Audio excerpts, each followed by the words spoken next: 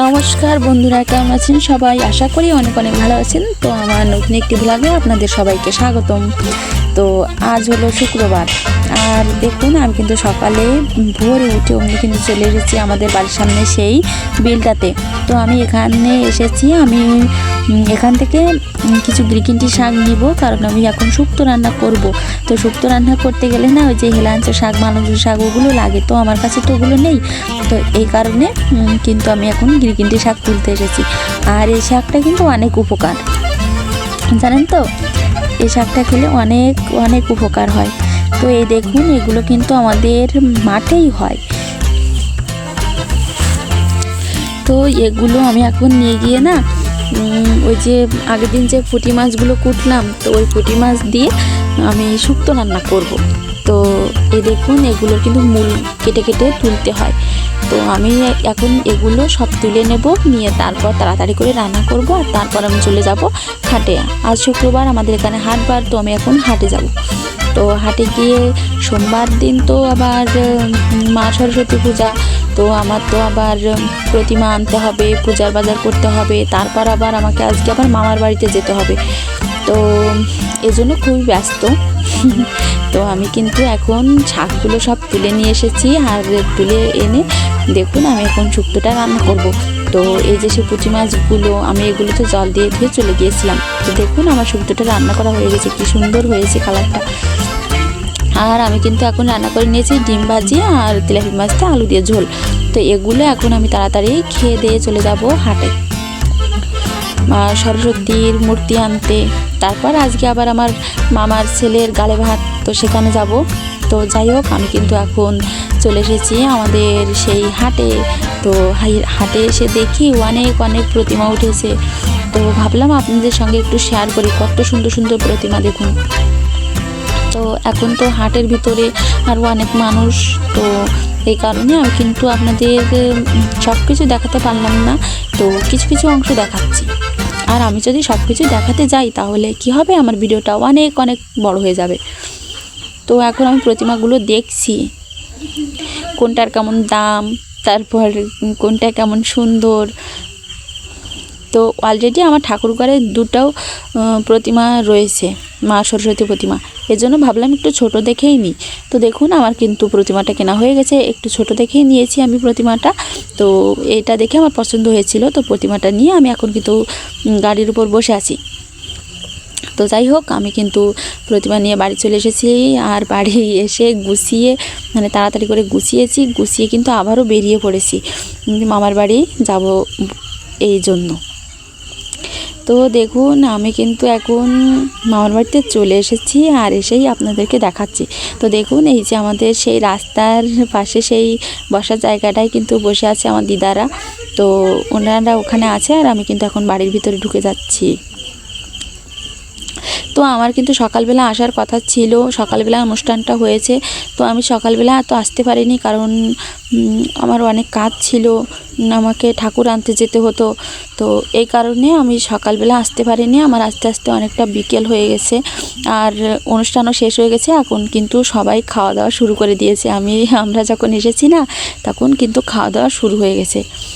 তো এই যে দেখুন বন্ধুরা, সবাই খেতে বসে গেছে এখন। আর ইনি হলেন আমার একটি দাদু, আর ইনি হলেন আমার ছোট্ট বোনুটা,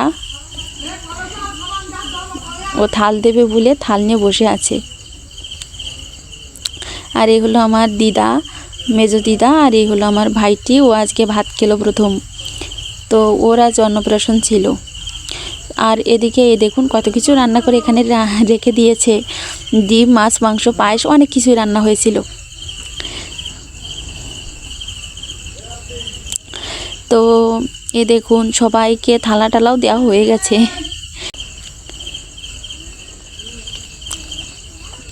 তো এখন ভাত দেওয়াও হয়ে গেছে। তো এখন তো অনেকটা কিন্তু সন্ধ্যা প্রায় হয়ে এসেছিল, তো আমরা তো বিকেলবেলা গেছি, তো আমরা তখন গিয়ে আমরা আর রাত্রে খেয়ে দিয়ে আর বাড়িতে আসতে পারিনি, তো আমরা কিন্তু রাত্রে ওখানেই ছিলাম। আর এই যে দাদুটা দেখুন খাচ্ছে, তো আমাকে বলছে আমাকে একটু তোল ছবিতে। তো দেখুন সারাদিন তো অনেক ধকল গেল। সেই সকাল থেকে শুরু করেছি, সকালবেলা উঠে সে হাটে গেলাম, সেখান থেকে আসলাম, সেখান থেকে আবার এখানে আসলাম। তো সারাদিন অনেকটা ধকল গেল। এর জন্য কিন্তু আমরা আর আজ বাড়িতে যাব না, আমরা আজ এখানেই থাকবো, দাদুদের এখানে। তো আমরা এখানে রয়েছি বলে দেখুন সকালে ভোরে উঠে অমনি দাদু কিন্তু আবারও মাছ মারা শুরু করে দিয়েছে। আমার দিদা এখন এগুলো রান্না করবে। আমার দাদু মাছ মারলো, দেখি কি মাছ মারলো দাদু আমার। তো দেখুন চারিপাশটি কিন্তু এখনও অনেক কুয়াশায় আটা। আর দেখুন আমার দাদু কতগুলো মাছ মেরেছে। এই দেখুন কত বড় একটা তেলাপিয়া মাছ পেয়েছে, আর অনেকগুলো জাপানি পুঁটি মাছ পেয়েছে, অনেকগুলো তিত পুঁটি মাছ পেয়েছে। তো এগুলো এখন আমাকে কুটতে হবে। তো আমি এখন চলে যাব মাছ কুটতে। তো দেখুন এই যে পুঁটি মাছটা, কত বড় বড় পুঁটি মাছ। আর এখনকার সময়ে কিন্তু এই পুঁটি মাছগুলো খেতে অনেক স্বাদ, অনেক মজা লাগে। কারণ এই মাছগুলো এখন একদম মানে তেল হয়, খুব তেল একদম ভরা ভরা হয়। এজন্য এই মাছগুলো এখন খেতে খুব স্বাদ লাগে এই শীতকালের দিকে। তবু দাদুর এখানকারটা তো হয়তো বা 500-600 গ্রাম করে ওজন হয়েছে, এখানকারটা তো অতটাও বড় হয়নি। কিন্তু আমার বাবার পুকুরে না এর থেকে অনেক বড় বড় মাছ আছে, এই পুঁটি মাছ জানেন তো। একটা গত বছর কদিন আগে একটা এনেছিল আমার বাবা। তো একটা মাছ 3 কেজি ওজন হয়েছিল এই পুঁটি মাছ। তো দুঃখের বিষয় আপনাদের সঙ্গে একটু শেয়ার করতে পারিনি।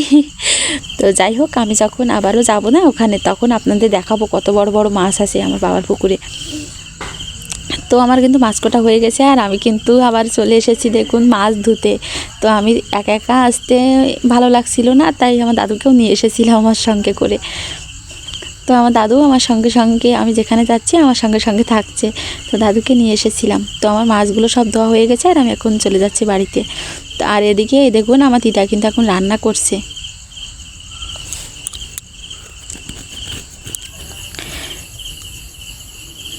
তো মাছগুলো এনেছি, মাছগুলো রান্না হবে। আর মাছগুলো এই যে রান্না করা হয়ে গেছে আমার দিদার, এই দেখুন। আর রান্না করছে ডিম। আর রান্নাঘরটা একেবারে আগোছালো আছে এখনও, কারণ এখনও রান্না করা হচ্ছে। আর এই যে মাছগুলো, এগুলো কিন্তু এখন ভাজি করা হবে। আর এই যে পেস্টটা কাটা হয়েছে, এই পেস্টটা দিয়ে ভাজি করা হবে। আর দিদিমা এখন কিন্তু ডিম রান্না করছে। আর এই যে আপনাদের দাদাভাই এখানে বসে আছে, আর আমার দাদু, সবাই একসঙ্গে বসে বসে আমরা গল্প করছি।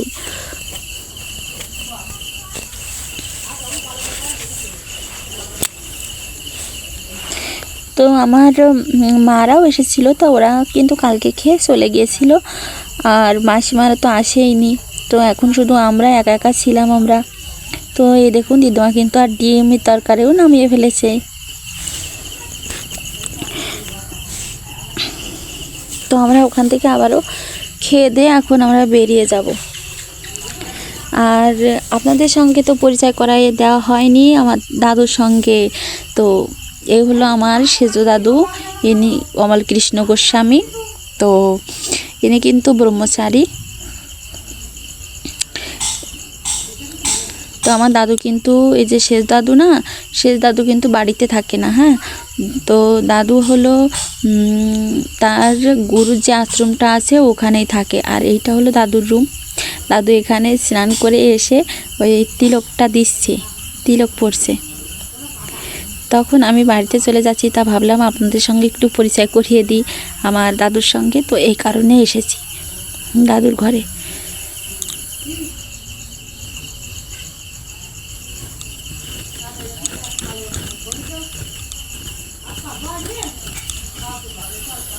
তো যাই হোক, দাদুর ওখান থেকে আমি বেরিয়ে গেলাম। আর বেরিয়ে এসে দেখি আমার দাদুদের ঘরের পিছনে বড় একটি মৌমাছির চাক হয়েছে। তো ভাবলাম আপনাদের সঙ্গে একটু শেয়ার করি। তো ওখান থেকে কিন্তু আমরা গাড়িতে উঠলাম আর দেখুন চলে এসেছি কিন্তু এখন আমরা খেয়াঘাটে। আর এই দেখুন অবদার পাড়ে সেই খেয়াঘাটটি। আর এই যে ঘরটি দেখছেন না, এটা হলো যারা এই যে নৌকায় পারাপার হবে, নৌকার যে যাত্রীরা আছে তারা এসে ওখানে বসে। নৌকাটা যখন এপার আসে তখন নৌকায় উঠে ওই পার যায়। তো এখন আমরা এখানে এসে দেখি এতটা পরিমাণে জল হয়েছে, এতটা পরিমাণে যে গাঙের মানে যে নদীর পাশে যে ছোট ছোট ঘেরগুলো থাকে না, ভাইয়ের বাড়ির যে ঘেরগুলো বলে, তা ওগুলো কিন্তু একদমই তলিয়ে গেছে। এখন হলো জানুয়ারি মাস মানে ফেব্রুয়ারি মাসটা পড়ে গেছে, যাই হোক জানুয়ারি ফেব্রুয়ারি মাস। তো এখনকার সময় দেখুন কতটা জল বেড়েছে, কতটা। তাহলে ওদিকে কি হবে বলুন। তো যাই হোক দেখুন কতটা জল ভরে আছে। তো খেয়াটাও এই পার আছে নৌকাটা। তো আমরা কিন্তু এখন নৌকায় উঠবো, নৌকায় উঠে তারপর আমরা ওই পার চলে যাব। আর ওই পার গেলেই তো আমাদের বাড়ি, কাছে কাছেই আমাদের বাড়ি।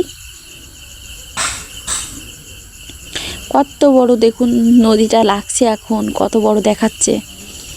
আর সিঁড়ির কত উপরটাতে জল চলে এসেছে।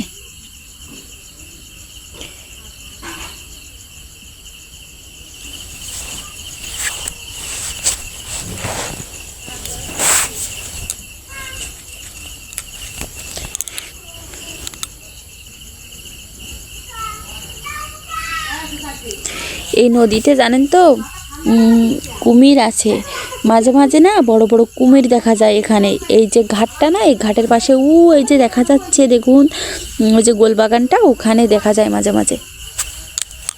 তো যাই হোক বন্ধুরা, আমার এই ভিডিওটি আমি এখানেই শেষ করছি। সবাই ভালো থাকবেন, সুস্থ থাকবেন আর আমাদের পাশে থাকবেন। সবাইকে টাটা।